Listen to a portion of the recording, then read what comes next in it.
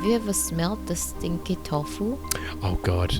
I think your brain couldn't even imagine some kind of smell like that existed ever. That's why it's shocking every time. Welcome to Mosaic of China, a podcast about people who are making their mark in China. I'm your host, Oscar Fuchs. Thanks very much for all the comments about last week's episode. That was with Eric, and a lot of you know him well, and a lot of those people told me, well, I made a mistake to interview him because he's the kind of person who speaks in such beautiful, flowing, well-informed prose that, he makes everyone else around him look pretty stupid. Thank you for that feedback. I wish somebody out there would have warned me about this earlier, but I'm glad that at least it isn't just me. So we go from one of the more venerable tiles in the Mosaic to, I think, the youngest person in the whole of Season 1. Today's interview is with Astrid Poghosyan. Astrid is an Armenian violinist, and she's the first non-Chinese management employee in the 140-year history of the Shanghai Symphony Orchestra. So yes, just because she is the youngest in the series, that doesn't let any of us off the hook when it comes to being impressed with what she's achieved in the last 9 or so years, I think, that she has been here in China. Astrid and I talk about her passion for music, her passion for Armenia, and her life as an unofficial ambassador for both of those parts of her identity. We'll also learn about what the ATM machine and the hairdryer have in common. You might know this already, but for everyone else, if it helps you win a pub quiz in the future, I will be expecting my share of the prize. Well, thank you so much. I'm here with Astrid Poghosyan. That's correct. Oh God, finally somebody said it correct. Well, I had a little pause, you probably heard. Yes. And Astrid is the assistant to the president of the Shanghai Symphony Orchestra. Yes, I am. Well, thank you so much for coming today. Thanks for having me. It's my pleasure. And let's waste no more time and let's go straight into your object. So what object did you bring? I brought the meaning of my life. Wow, that sounded special, right? I brought something that I've been doing for my entire life almost. And that's exactly like a name card of myself and who am I. That's what I brought with me today. And I can see this object, so it's not a surprise to me. But why don't you reveal what your object is? That's something, my object, you're going to hear my object. Ah, okay. Well then, why don't you put the microphone down and I will record you as you play your object.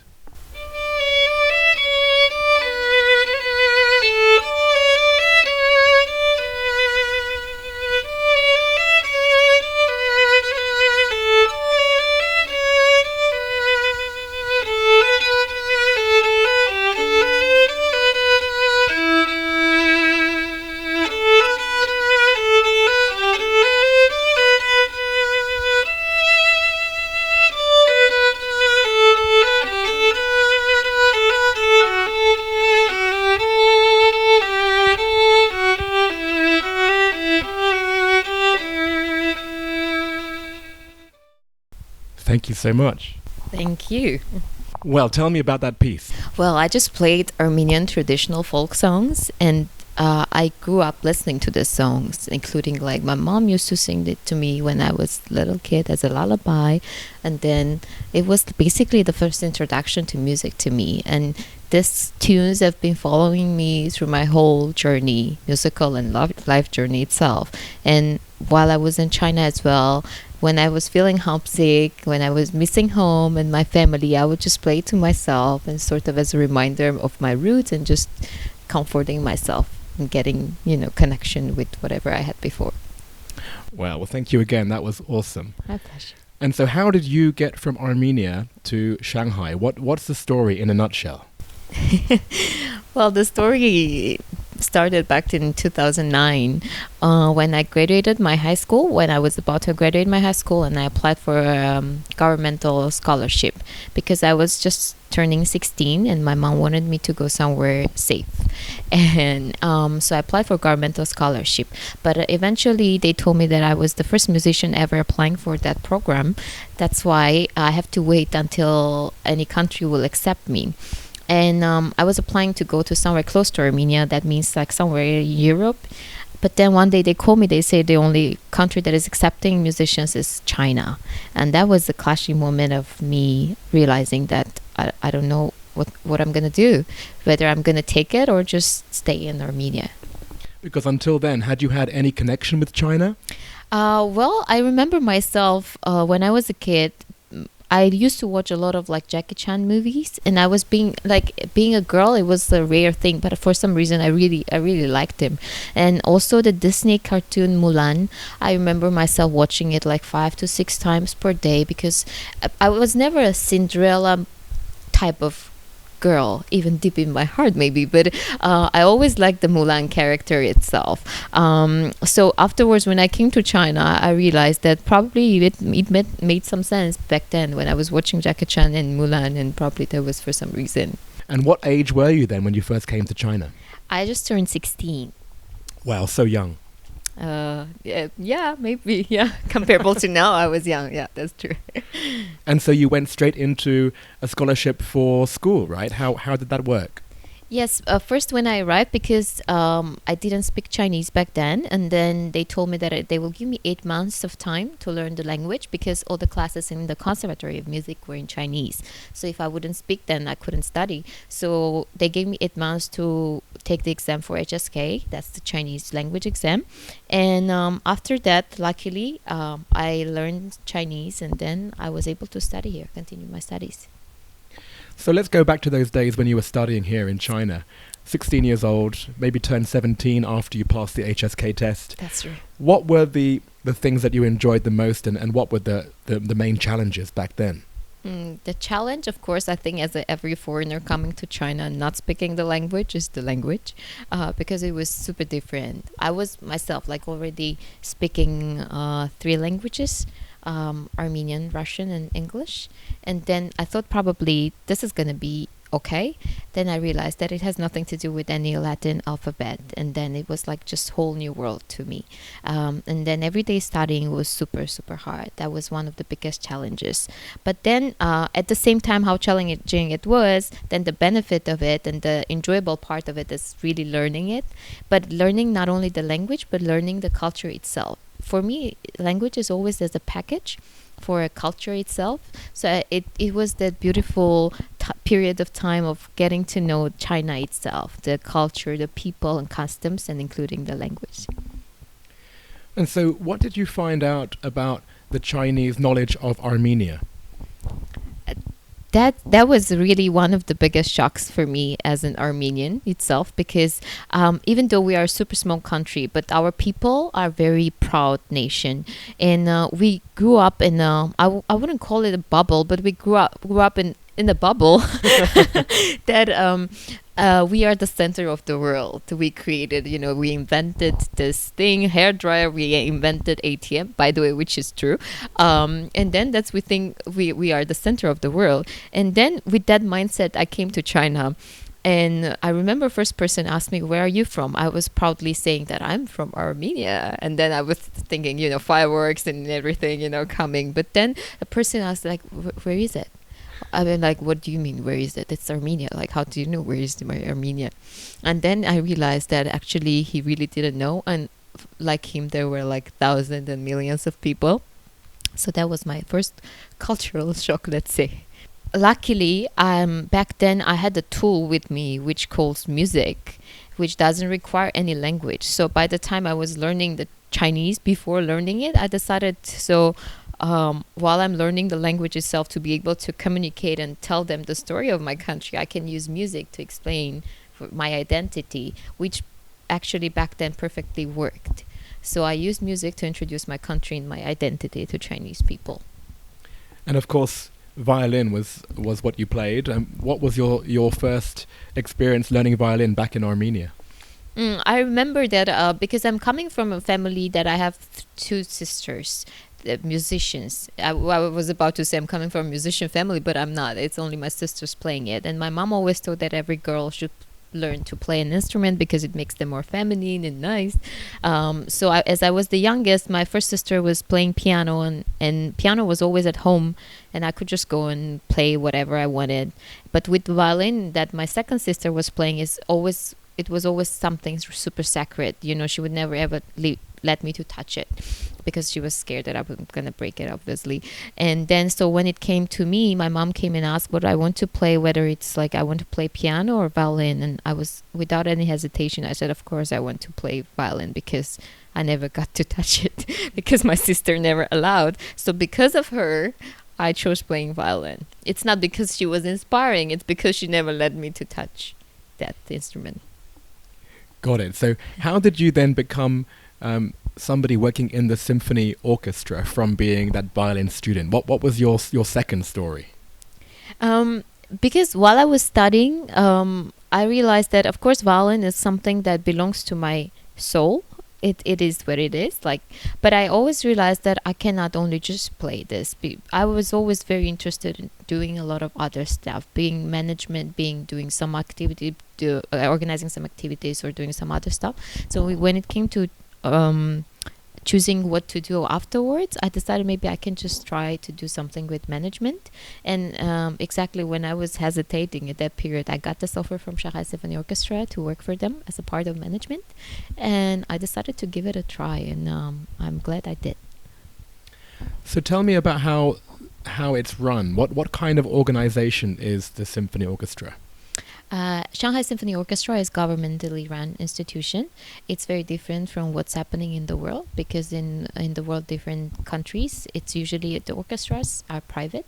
They are funded by private funders. But here in China, all the orchestras belong to the government. So it's mainly covered by government, mainly funded by government. And it's the central government, or it's the Shanghai local government? It's central, but of course every city is taken care by their own. Was there a time when there was something which was a market-driven force, which then the governmental side didn't quite understand?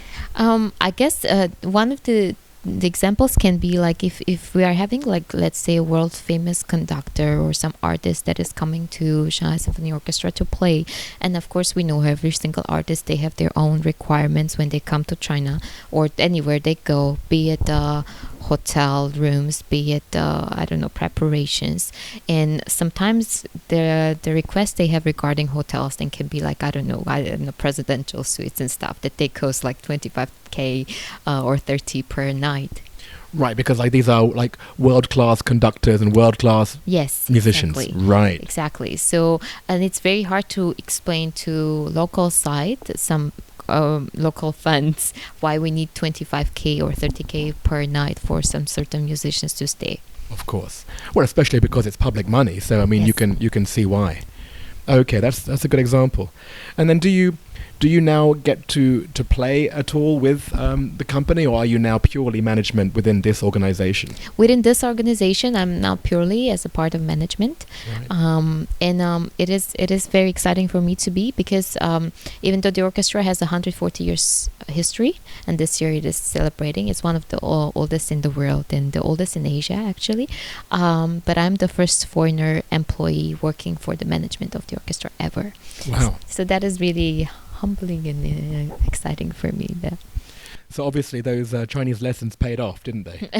Hopefully so. Yeah, I'm still learning. Now I'm learning Shanghai dialect, so it's really hard. Wow. Well, you said that there's a long history of classical music appreciation here in Shanghai. So what is the audience like, when you're talking about audiences here versus maybe elsewhere in the world? I find the audience in Shanghai very fascinating, and not only me, all the world-class artists, when they come to Shanghai, they perform. All of them, after each concert, they give the same comment about our audience, how amazing it is in terms of like the age range, in terms of behavior. Because sometimes you can go to concerts and you see like, I don't know, 5 to 6 years old kids sitting throughout the whole Mahler symphony and not making any noise, or coming with their parents, and you see like different age ranges, 10, 15, 30, 50, 70. And it's something super rare in the world, because we know that classical music has this cliche of having all this, old people going for the concerts wearing tuxedos and stuff and having certain rules. But what's happening now in China is like having all this kind of different age ranges. and all kinds of people, because they are curious about learning. It's even though it has 140 years history, but it's still relatively super new field for Chinese people. That's why they're curious to explore. I happen to know that you have been on TV recently, haven't you? Yes. Okay, so let's talk about that. What was this TV experience you recently had? It was actually starting like 2 years ago when I got invited to take part in this Shanghai Central TV talk show, which was about having 6 to 7 foreigners every week gathering and talking about some customs, about their own countries. And I was, of course, representing Armenia. I thought it's a great chance for me myself to represent and spread the word about my country. And so we would just casually sit and talk about different topics. Let's say 1 week we would talk about wedding, and all the country representatives, they would talk about wedding traditions in their own country. So that way I was able to talk about the customs of Armenia. And then next time we'll talk about like sports, and we talk about how the field it is developed in the countries that we are representing. So it at some point I realized it brought some kind of recognition to me, and most important, it brought recognition to my country. So I would have some people running around the street and then coming over me and start telling that, oh, you're that girl I saw on TV. What's your name? You're from Armenia. They would be like that. I was like, oh, that's great. You don't remember my name, but my country. Then, yeah, mission achieved. And like, what do you think are the similarities between Armenia and China? One of the most similar thing for me personally, I find the customs in terms of like traditional values, family values that we have. And that's one of the main things probably when people ask me how come you stayed in China for so long and you still feel like staying here. And I believe that's one of the most important things that I realized they have, the family values, how they spend time together, how important it is to talk every day to their parents and, ask about their well-being. Because even though I know, I have some friends that they will talk to their parents once in a while for Christmas and something. But for Armenians, we just like every day, you have to talk where you are and stuff. And I realized they have the same for China. Chinese people that do that for Spring Festival, they gather. And yeah, I think the family values are one of the most similar things that Armenia and China has, and people. Yeah. And so, what do you do in your spare time? Like, I know how busy you are with your job, and you also, do other musical projects on the side, as well as your TV appearances. Do you have any other projects that you're involved in? Other projects that I do, it's probably for nourishing my soul. That's how I call it. I do some charity projects that I've started while I was a student at Shanghai Conservatory of Music. And I remember back then I did that with my classmates, Chinese classmates in the conservatory. And there was a charity project we named Turn On Your Heart, which was about to, the main goal was about to go to all this schools or kindergartens for autistic kids. Autistic kids. Right. Sorry for my pronunciation. Oh, no. And we would go to their places and then perform for them, introduce music to them and musical instruments, because some of the kids, they were problematic in terms of some hyperactive or hard to talk, but the music was something that you don't have to make them talk, or they just have to listen, and we would have incredible results regarding their appearances. Right, and that's where music is really universal, because you could be in China, you could be in any place in the world. Exactly. And have the same effect, right? Yes, I totally agree. Going back to the orchestra then, what is your actual job then? You work with the president, and what are your responsibilities? Actually, yeah, it's very broad, because as president has to do all the things, whatever is happening in the hall and within the orchestra. So I guess my job is also following her. So it requires to communicate with all kinds of departments. And she's Shanghainese? Yes, she is Shanghainese, a very young lady, very inspiring woman. And so what kind of program do you run? I mean, is it diverse, or is it focused on one particular kind of classical music? No, because we have traditional seasons in Shanghai Symphony Orchestra, which is classical traditional concerts. But at the same time, we also have music festivals during summer, Misa, which is about jazz and contemporary music. So we have all kinds of genres, because it's, as I said, it's a developing. So we are trying to give the market all kinds of classical music that is available now in the world. Did you ever think, even like when you were studying, that you would stay for 10 years? That's the thing in terms of like while I was studying here, when people would ask me, I would say, oh, I'm studying here. So that was like 4 years, 5 years, I'm studying here, 6 years, I'm studying here. At 7th year, when they asked me, I'm like, I'm leaving here. That's it. You've graduated. Yes, I've graduated. Well, I think you've probably become quite institutionalized now. I don't know how much longer you'll stay, but you seem to be so at home here, especially since you came at such a formative time of your life, really. I do believe so, because soon it's going to be almost the same timing that I've spent in Armenia, and counting that in Armenia first 5 years I was not able to understand what's going on, and all my conscious life, I mean, I've been in China, so I believe it's quite an important big role in my life. Great. Well, thanks very much for that, and I guess because you've been here so long, I'm excited about your answers for part 2. So let's go straight into the 10 questions that we have prepared. I'll start straight away with question 1. What's your favorite China-related fact? China-related fact, actually, that was on my mind. I think it's like, you know, that put together all of China's railways lines could loop around Earth twice. And they're still building more, right? Yes, so maybe it's going to be three times, yeah. Do you have a favorite word or phrase in Chinese?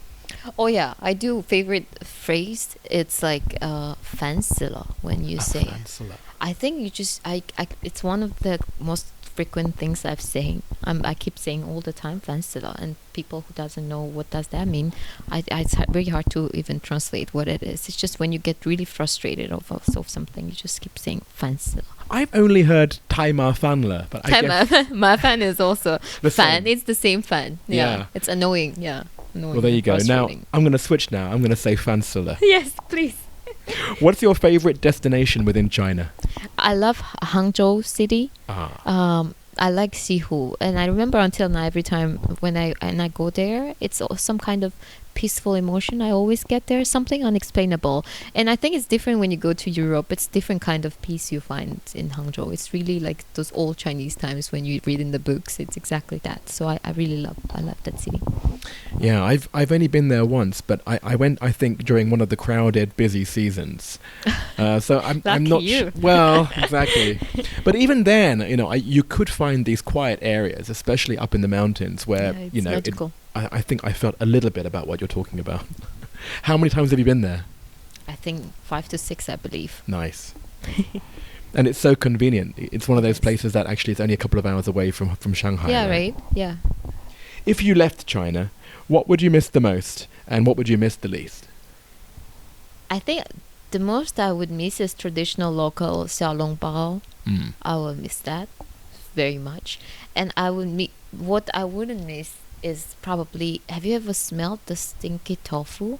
Oh God. I think your brain couldn't even imagine some kind of smell like that existed ever. That's why it's shocking every time. And have you tasted it before? No, please.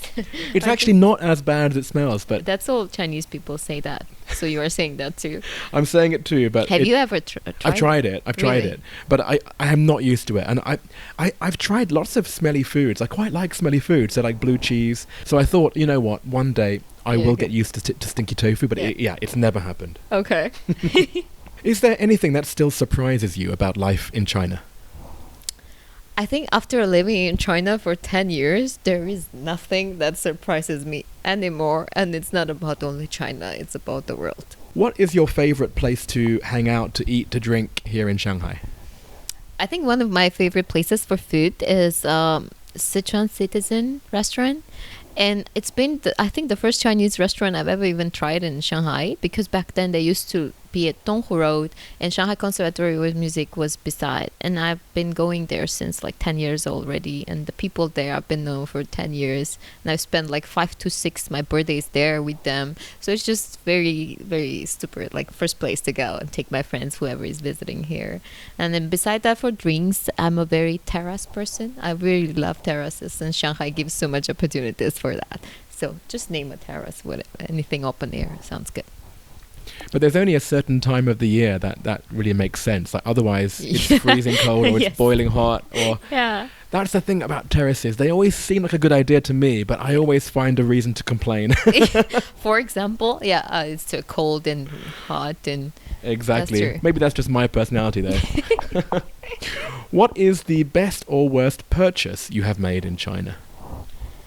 The best purchase I've ever made so far, I don't know whether you have seen, it's like an automatic wine bottle opener machine. Have you seen that thing? I have. That I think I saw in China, and it surprises me so much. And after that, every time I just look, this is so cool. I just put it and show it. So yeah, that is the best purchase I've ever done. And the next question, what is your favorite WeChat sticker? Oh, I have an addiction with the stickers. I have like 200 something with me, so I have to choose. This one that I sent to you, this is my favorite. One of the freaking ones. I'm using it. It's very hard for me to describe what it is like, but once you say something that somebody didn't expect, or you got them, you just send this and sort of like now I'm literally physically imitating this kid. Right. So this is the one. So it's a little kid basically and going, yeah. And like sort of, I told you told see? you, Like pointing at you, and his heart's coming out. Because a lot of, once you leave here, I think it's a lot of things that is like, I told you so, right? It just becomes like that. So actually, yeah, it's a cute way of saying, I told you so, yes. I'm cleverer and better than you. Exactly. Thanks. Thanks for putting it in right away. And another favorite one I use is this one, the second one that I've sent to you. Another little kid. I don't know why I have so many kids, but the second one is just, I think a lot of people can relate to who are living in China, because sometimes you hear some stuff and this is the exactly emotion you are getting. I like it. I almost don't want to describe it, but maybe it's just like a what the hell was that? Yeah, like yes, exactly. It's just I think once you see it and you live in China, you just get it. Like you don't have to explain it. Next question. When you go to KTV, to karaoke, what is your go-to song? Oh, wow. Because as a musician, people think that I have to sing really well. Because I'm a musician, I have to have a perfect tune. And all my life is all about being in tune. And then when it comes to music and not. So when I'm in KTV, I'm trying to sing as out of tune as possible. And I try to go for those songs, that sad ones that, you find people sitting in the corners and relating to their lives and stuff, like Michael Jackson, You Are Not Alone. And I'm trying to do it in a super in-tune way, out of tune way, sorry. And I really enjoy it, but I'm the only one enjoying it, I believe. So, yeah. And could you, if you wanted to, sing it in a good way, or actually that's just the best you can do? No, of course I can. But because everyday life I'm being in tune with my music. So KTV is the time to leave it to your soul and just go out of tune. Yeah, like forget the perfection. Yes. Exactly. And finally, what other China-related media or sources of information do you rely on? To be honest, I think... mainly what I do, I rely on my 朋友圈. I rely on my WeChat moment, because I have a variety mosaic of friends coming from different parts of the world, and they share their own country's news. Chinese people share the local, what's happening. So it's like, I think it's a bouquet of all kinds of news. So I rely on my 朋友圈 for news. Excellent. Well, thank you so much for that, Astrid. Thank you for having me, Oscar. My pleasure. And the final question. So if there was one person that you know of here in China that you would recommend I interview next, who would it be? For my recommendation this time, after thinking a lot, I'm going to recommend Frida Fang. Actually a wonderful human being that I got to know in Shanghai. And currently she's the regional president and managing director for probably one of the most admired organizations in the world, Special Olympics. And the mission of this organization is to provide like year-round sports training and athletic competition in a variety of Olympic-type sports for children and adults with intellectual disabilities. And every time I hear Frida talking about it, she's so passionate and enthusiastic about it. So I'm sure she will have so many stories to share with you and inspire other people too. That's great. Oh, thank you so much. I look forward to meeting Frida. Thank you. And thanks so much for your time today. Thank you too, Oscar. My pleasure. So that was Astrid. I first met Astrid outside a cafe down my street. She was having drinks with a Persian Armenian friend of mine, Vashe. Vashe made the introduction, and this is the result: a new friendship and a new podcast episode. And that's how things tend to work around here. People are very generous with their connections and open with their support, but Vashe is especially like that, so a special thanks to him. As always, please check out the images associated with today's episode on social media. It's Mosaic of China, all one word, on Instagram and on Facebook. And for WeChat, add me on Oscar10877 and I will connect you to the WeChat group. So this week there is a Wikipedia image on where Armenia is in the world, in case you might need a handy nudge about that. There are photos of the Shanghai Symphony Hall. It's a beautiful building, inside and out. There's also a photo that I took in Hangzhou, which is Astrid's favourite place to travel to in China. Astrid said that she loved Shihu. This is Westlake. It sits in the middle of Hangzhou, and that's what the photo is of.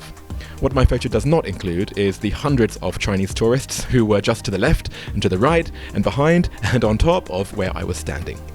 The thing that Astrid would miss the most if she left China, she said xiaolongbao. Those are the classic little Shanghai dumplings that are filled with hot soup, and I've posted a photo of those. They're nice with a dash of vinegar. And of course her two favourite WeChat stickers are up, and her favourite restaurant, Sichuan Citizen.